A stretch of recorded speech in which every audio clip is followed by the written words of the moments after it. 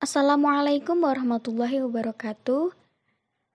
Pada siang hari ini, saya bersama Nadia akan mempresentasikan PPT tentang asam dan basa. PPT ini disusun oleh Nahdliyatul Karomah dengan NIM 2008086037 dan Nurul Fauziah dengan NIM 2008086038. Pengertian asam dan basa. Asam menurut Arrhenius adalah zat yang dalam air melepaskan ion H+. Dengan kata lain, pembawa sifat asam adalah ion H+. Menurut Bronsted-Lowry, asam adalah spesies yang memberi proton pada suatu reaksi pemindahan proton. Yang kedua yaitu basa. Menurut Arrhenius pula, basa adalah senyawa yang dalam air dapat menghasilkan ion hidroksida atau OH-. Jadi, pembawa sifat basa adalah OH-.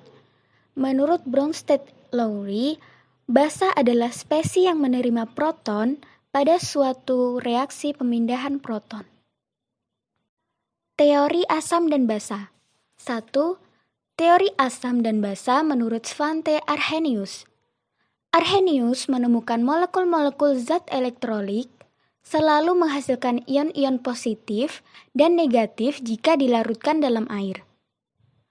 Pada tahun 1984, ilmuwan Swedia Svante Arrhenius mengemukakan pengertian asam-asam berdasarkan reaksi ionisasi.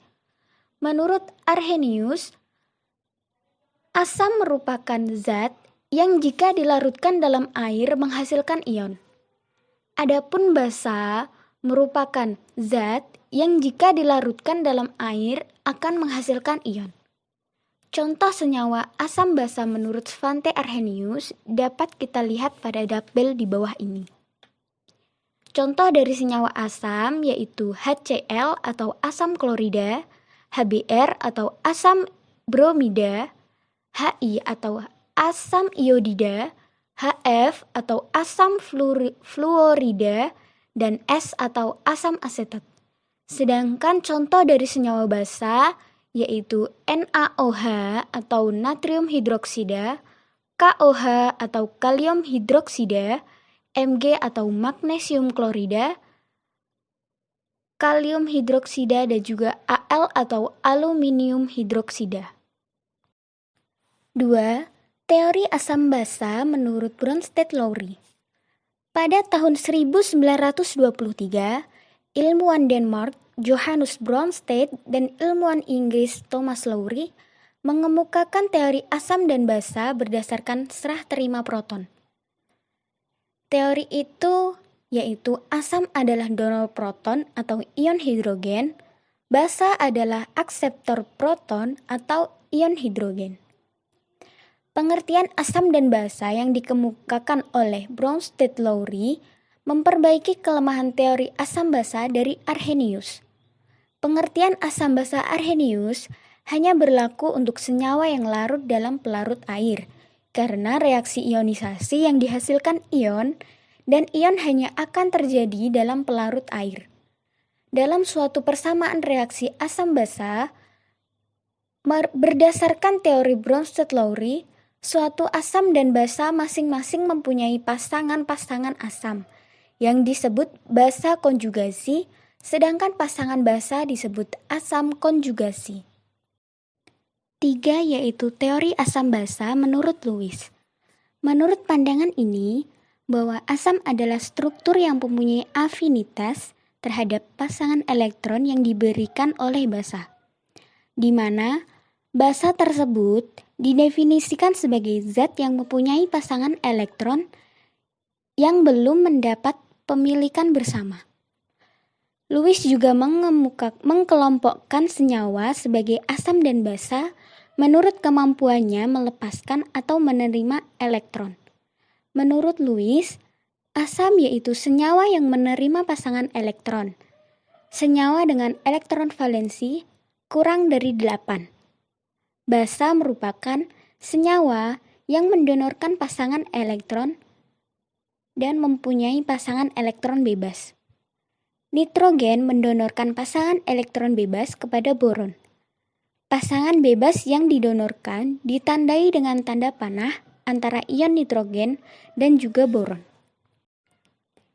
Senyawa asam basa dapat diidentifikasi menggunakan kertas lakmus dengan cara mengamati perubahan warna kertas lakmus ketika bereaksi dengan larutan. Ada dua macam kertas lakmus, yaitu kertas lakmus merah dan juga kertas lakmus biru. Ketika kertas lakmus merah berubah menjadi biru, berarti larutan tersebut bersifat basah. Sedangkan jika kertas lakmus biru berubah menjadi merah, berarti larutan tersebut bersifat asam. 2.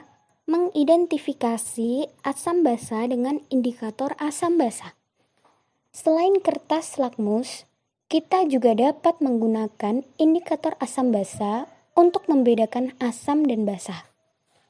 Indikator asam basa adalah zat kimia yang mempunyai warna yang berbeda dalam larutan asam dan basa. Sifat itulah yang menyebabkan indikator asam basa dapat digunakan untuk mengidentifikasi sifat asam dan basa.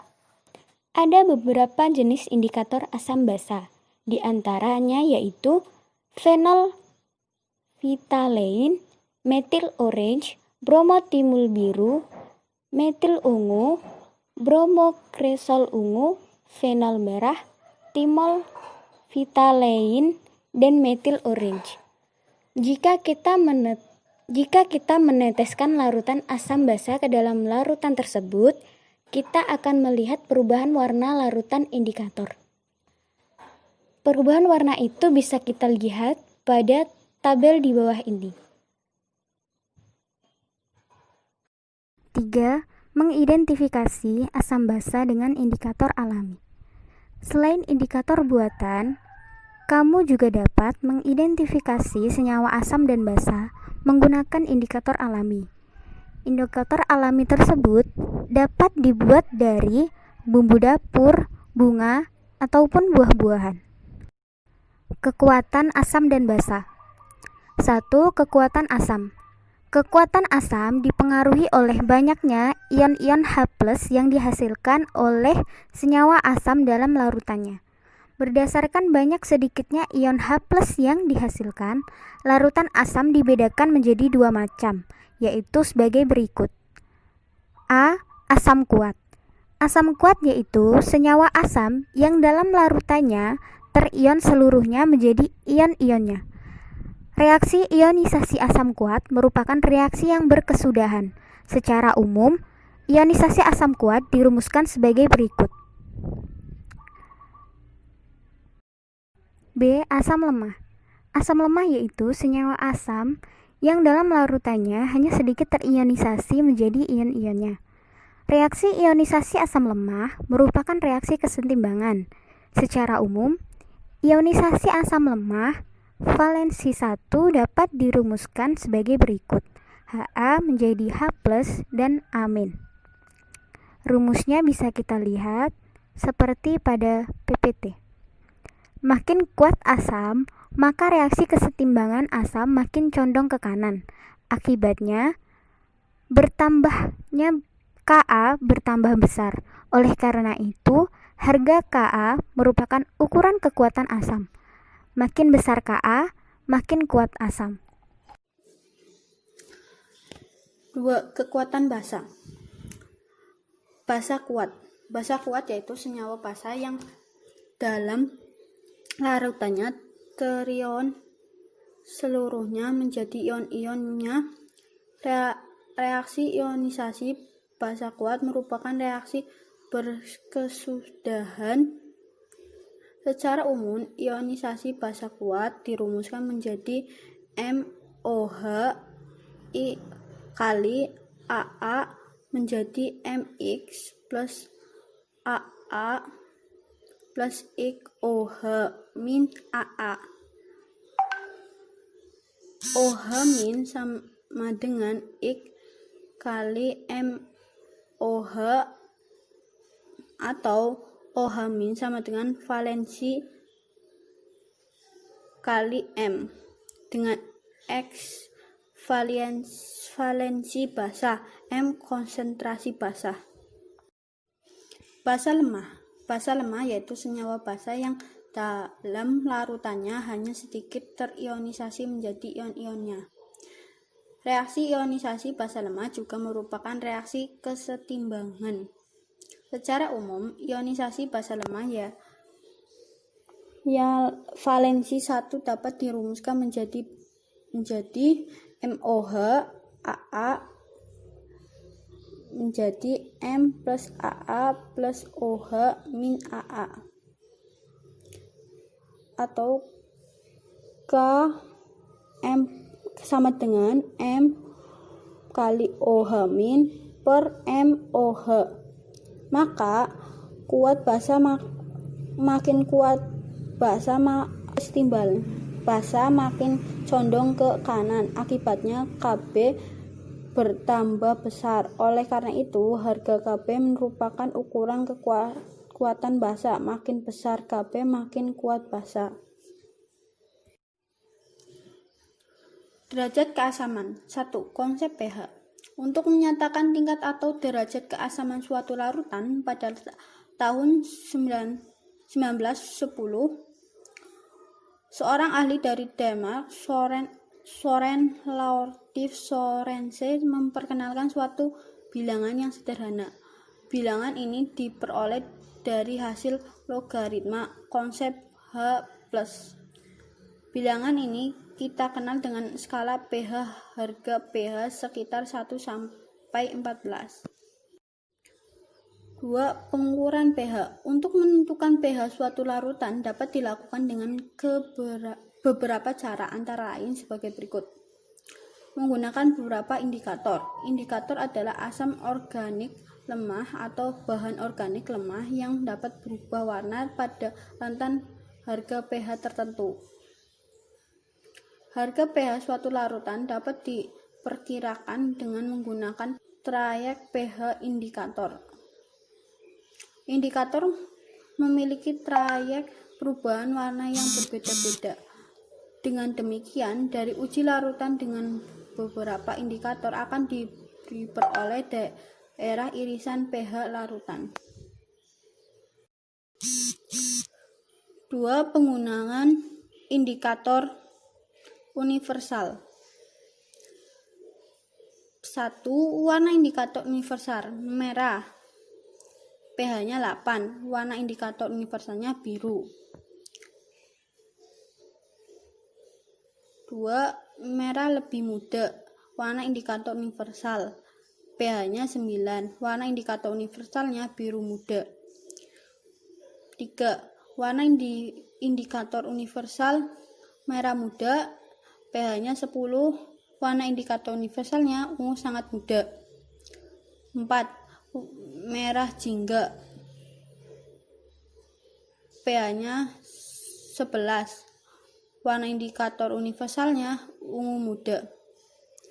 Jingga, pH-nya 12. Warna indikator universalnya ungu tua. Kuning, warna indikator universal, pH-nya 13. Warna indikator universalnya ungu tua, sama.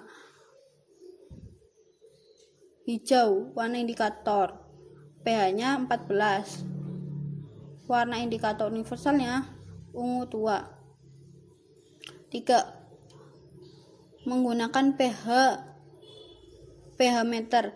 pH meter adalah alat ukur pH dengan ketelikan yang sangat tinggi. Bisa dilihat itu karena saya cantumkan gambar. Kesimpulan, asam adalah zat yang terasa asam dengan pH di bawah 7, sedangkan basa adalah zat yang bersifat kaustik dengan pH di atas 7 dan senyawa yang menyerap ion hidronium ketika dilarutkan dalam air. Pada umumnya, basa adalah senyawa ion yang terdiri dari kation logam dan anion OH-.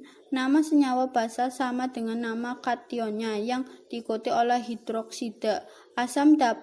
Basa dapat diidentifikasi dengan cara menggunakan kertas lakmus, indikator asam basa, dan dengan indikator alami seperti halnya asam. Basa juga terbagi dua macam, yaitu basa kuat, basa lemah. Basa kuat adalah jenis senyawa sederhana yang dapat mendestronasi asam sangat lemah di dalam reaksi asam basa, sedangkan basa lemah adalah tidak berubah seluruhnya menjadi ion hidroksida dalam larutan.